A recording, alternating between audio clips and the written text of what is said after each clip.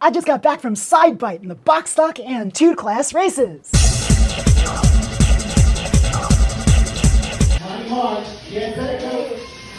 kong check parang 3 weeks. 3 weeks din bibigyan ako ng notice. Tapos pag-check ko kanina, parang naka-pending na. Parang siguro, bibigyan na nila ako ng siguro.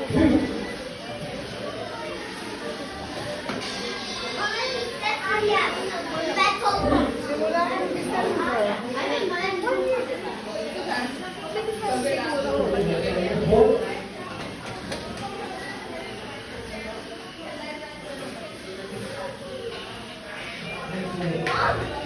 Sadly, I didn't win anything this time, but box stock and tune class races are awesome fun at SideBite in Hamilton Township, New Jersey. Yes, pretty darn cool. So I entered 3 cars in box stock and 2 in tune class, and let me tell you a little bit about why I chose 3 cars. So I knew that this car was going to be pretty fast because I built it like the night before and everything was tuned up and it was like motor was broken in. It's got a super fast motor in there and it's lightweight. Look at this polycarbonate shell. This is the X-Flowly Red Special. Pretty darn cool. And yeah, I have a bunch of these and I just built one and I knew that this was going to be a lightweight, fast car. Yeah, and I didn't get to read what Latif said about the track this week. Maybe that was my own fault and mistake.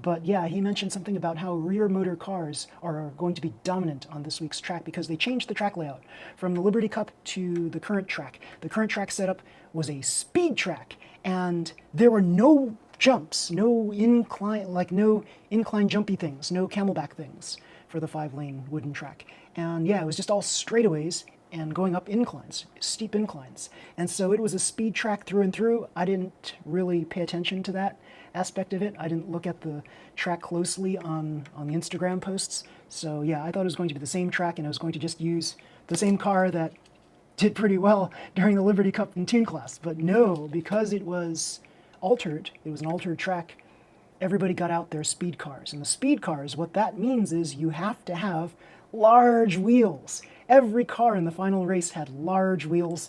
And the first time I raced this car, and yeah, this car already had kind of large wheels. It's not super large wheels. These are the wheels from the Jado A. This one though, I had regular medium size wheels on it, and then I changed to these large wheels here. Yeah, so pretty darn cool. These are the large wheels that are from the Geo Glider. Do you remember that? The Geo Glider Black Special Kit right here. Boom.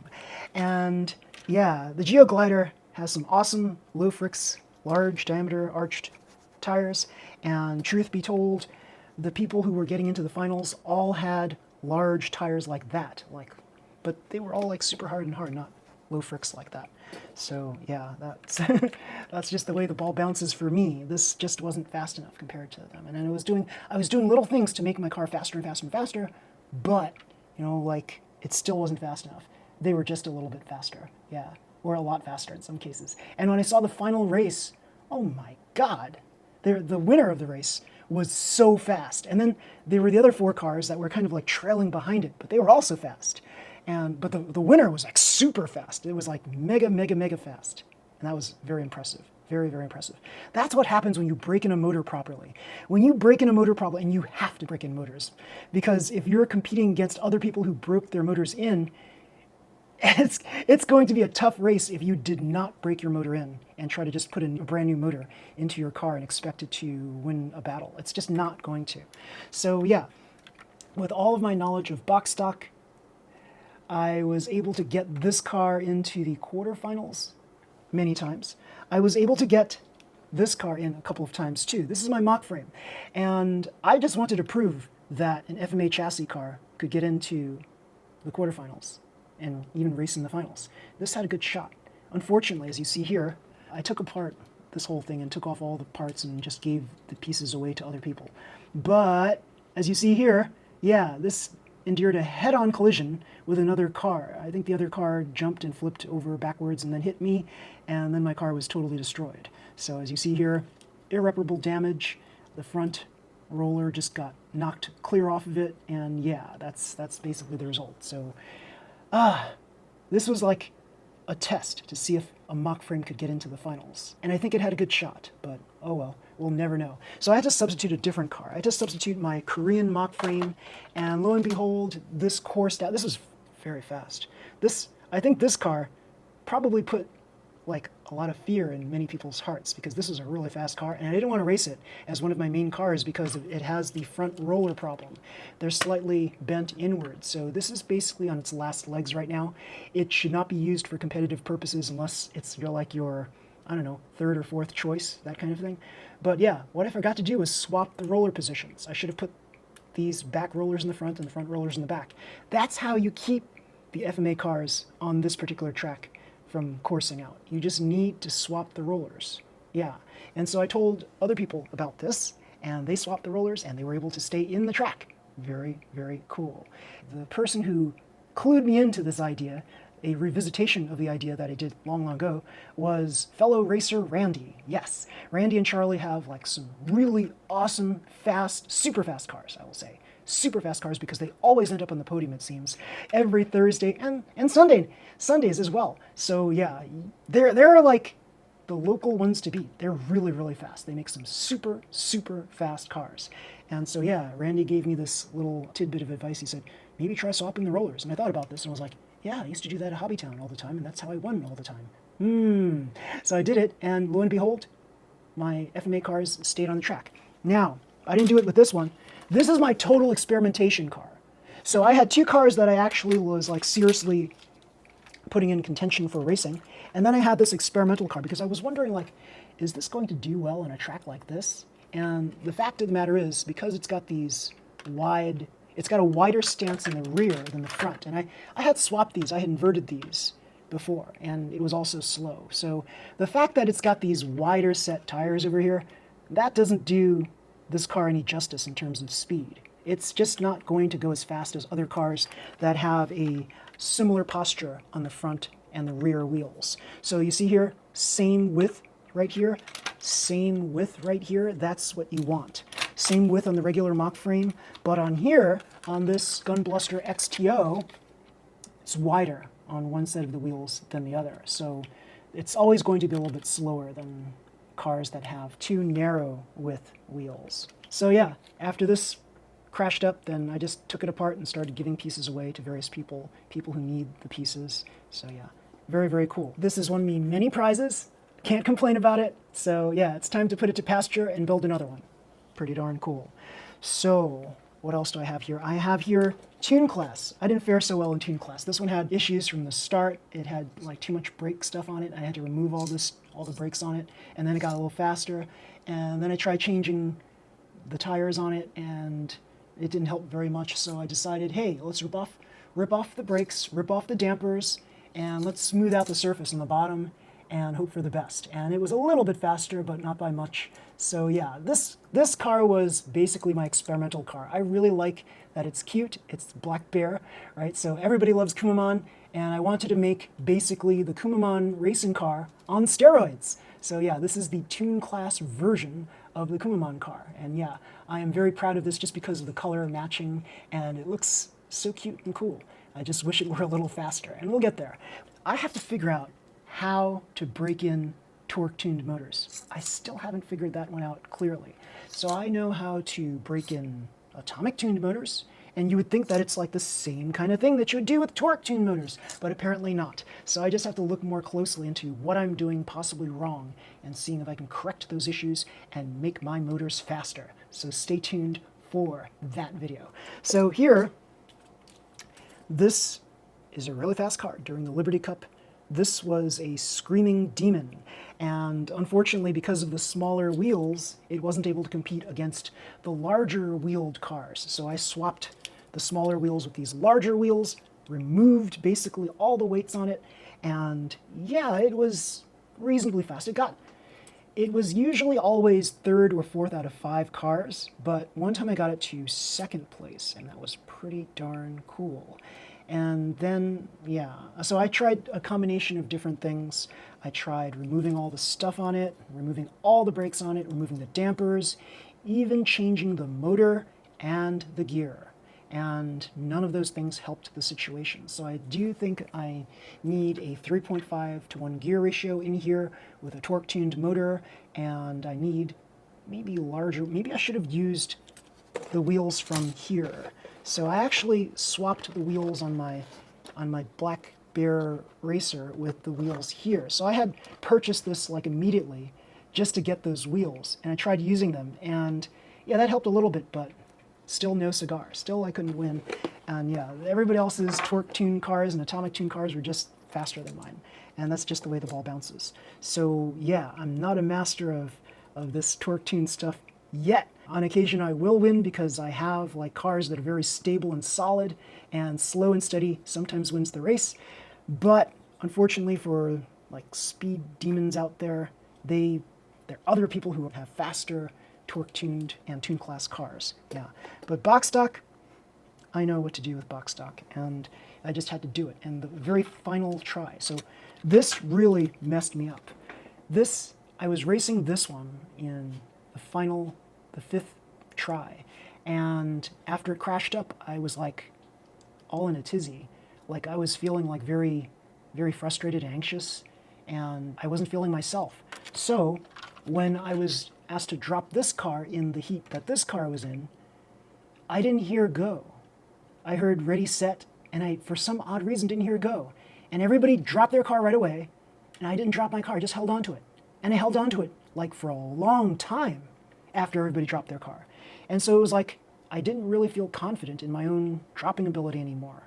So when you have self-doubts like that, that could really affect the way you think, the way you approach things, the way you handle things. And so, yeah, it's just a lesson in, I think, mental clarity. When you come up to the racing line, you have to be ready for the drop. If you're not ready for the drop, then, yeah, just a fraction of a second dropping the car is going to affect the outcome of the race. It may. Sometimes it doesn't. There are many times in which I would drop late and I would still win with this car. And it's because this car was demon fast. So sometimes when you're not ready, and you don't feel like you're ready, something blocks your mind and you can't get out of that. You can't push beyond that. And so, yeah, I felt like, you know what? I've already kind of like defeated myself by blocking my mind and not releasing the car. Like I had this thing in my mind, like I was so upset over this, and then I just felt like, oh, I don't want to do this anymore. And so I held on to my car.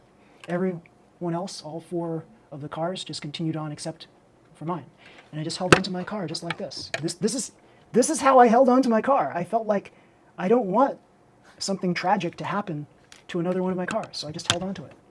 And yeah, when something like that happens to a noted racer, you know, like it's like, oh, yeah, bad things happen to good people. So yeah. So I was able to substitute a car for this because I was like, basically I needed a chassis, and I tried to find the one that was similar to this. And really I wanted this to win because this one is potentially more robust than this. This thing is like on its last legs, like I said. So the roller mounts on here, the front roller mounts are kind of cocked inward, and that was from all the collisions it took over time.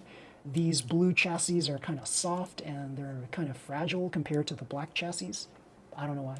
And yeah, some people like these blue chassis. I kind of hate them. I think the dark blue chassis are stronger than these medium blue chassis. But yeah, it looks nice though. Blue chassis, it looks nice. I should have swapped the rollers on here, and I think it would have fared better. Maybe. I don't know. We'll never know because I didn't switch the rollers. Over time, your car is just going to deteriorate little by little, day by day, and it'll come to a point where you just have to replace pieces of the car or the entire thing. And really, like, these things are just made of plastic. And plastic is not the most durable thing, especially if it's taking constant hits on sidewalls. The number of times these cars ricochet off the walls over the course of a race is unbelievable.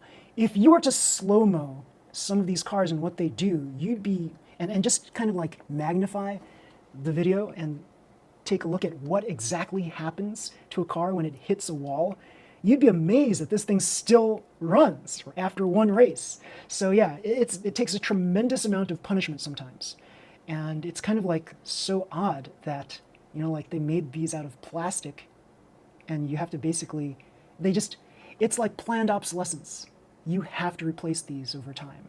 That's just how it is. So yeah, $15 for a kit multiplied by all the times you have to replace it and all the kits you also have to buy to obtain spare parts. That ends up costing a lot per car. So your $15 car ends up being more like $100 because, like you may have felt a penchant for a certain type of car, and so you keep buying that car, you keep rebuilding it, and suddenly that one car that you like bought for $15 ends up being like $100 because you bought 6 of them, 7 of them.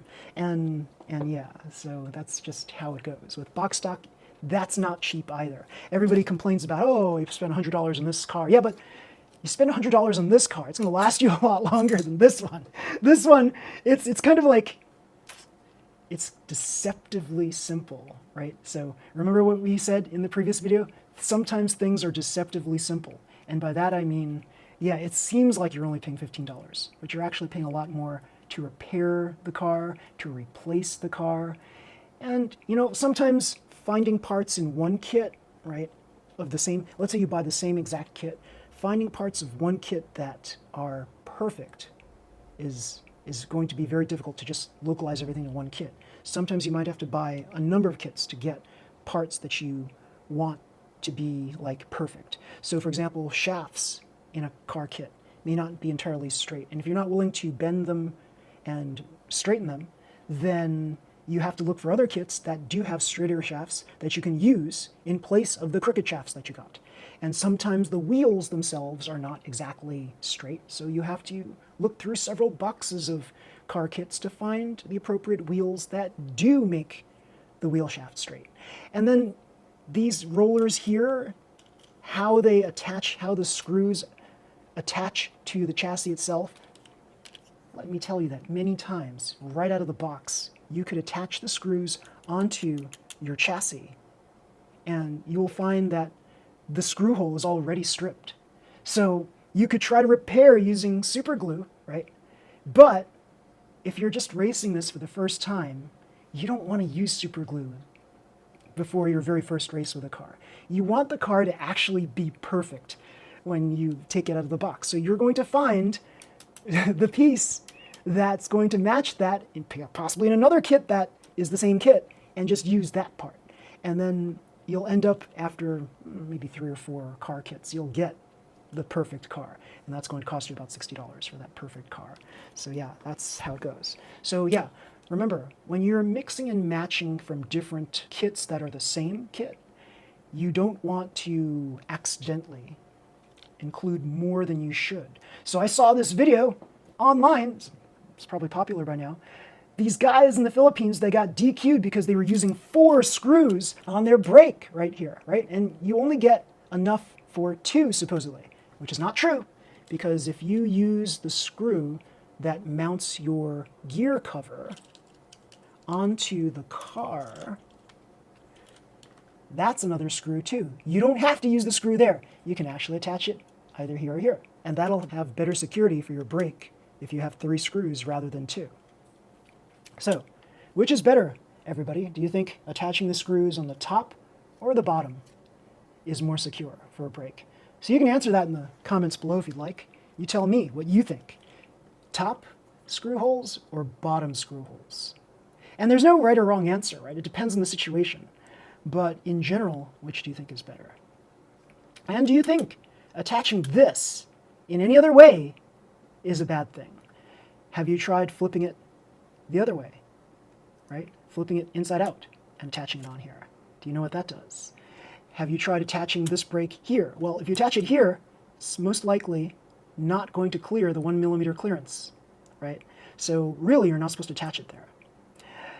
However, if this rubs off again and again, if this scrapes through friction over a large amount of time, over and over and over again, chances are this is going to be flatter than your average brake, and you probably will be able to put it here, and it will clear the 1mm clearance, but that's after dozens and dozens and dozens of races over hard surface tracks, like tracks that are kind of like rough to begin with because they've been scraped so much by screws. and other items. And yeah, so attaching it here, that's a possibility if you have a brake that clears that 1mm clearance. So other possibilities. Well, I won't give away all the secrets, but there's a lot of things that you can do with a mock frame that enables it to be faster. And we'll get into some of those in a future video. So yes, everybody, if you like this video, please slam the like button. Subscribe to my channel. You'll see more videos just like this one. Until next time, everybody, see you. Bye.